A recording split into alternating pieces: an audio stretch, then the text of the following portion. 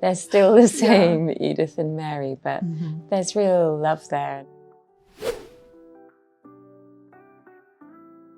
Thank you for speaking with me today, and congratulations on this film, this beautiful story. Thank you so much. Yeah, of course.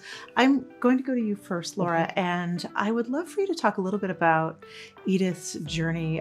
There's always a tension between tradition and progress on Downton, and this movie we get to see the three gay men, and she's supporting Mary, and she's become incredibly formidable. Would you talk a little bit about that evolution? I mean, I think there was a moment in the series where we saw Edith kind of find her voice and become a writer, spend time in London. I think it really opened her eyes to the world around her that was changing. And I think in that way, she's a bit more sophisticated, in touch with the way the world is changing. And I think in this story, we see how that can be useful to her sister, who is going through a divorce and is struggling with that scandal.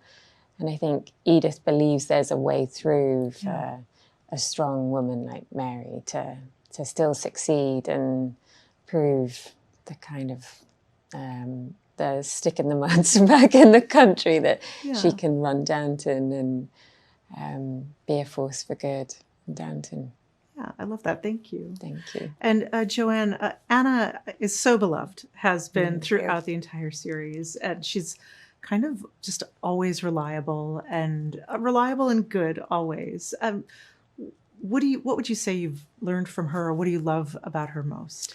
I love Anna's courage most, because she truly has the courage of her convictions, and she's one of those rare humans who do exist from time to time, who genuinely is good. You know, in her bones, she's good, and she will always try and do the right thing by others. And but that doesn't make her weak, or she's not a people pleaser. Right. There's a big difference, and I wanted her to be strong, because I think to be a good person and have the courage of your convictions, you do have to be strong. Yeah. It's hard to stand up for what you believe in, and Anna always will, but she's not a walkover, and she doesn't suffer fools. So that's something that I admire in her, and would always will always strive for a bit more of Anna Bates. Yeah, I love that. Thank you. And Laura, you touched on Edith and Mary, and Edith really shows up for Mary in this final film, and they're not fighting the way they did early on. Would you talk a little bit about, I think it's really beautiful to see these two women now supporting each other, because the cat fighting, we can see that, and we have seen that in many things, but I love to see it here, that they're supporting one another. Would you talk about that? Yeah, I mean, I think I think it feels so truthful that when you're not living under the same roof as your sister that you might struggle with, you have your own freedom and your own lives, that it's so much easier then to get along and enjoy each other. And I think that's what you see when they're in London, they're kind of on vacation, enjoying themselves. And I think then Edith is truly frightened for her sister and what could become of her.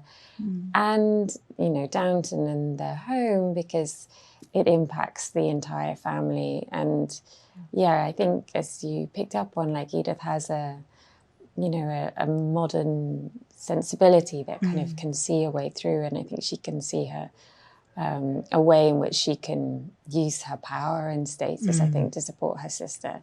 Yeah. But, they're not suddenly all cuddly. There's a kind of great moment where she's like, you can't just say thank you, can you? It's not easy with you, Mary. So they're still the same, Edith and Mary, but there's real love there. And I think for fans that have watched them go through what they've been through, it's a great way to leave them in that way.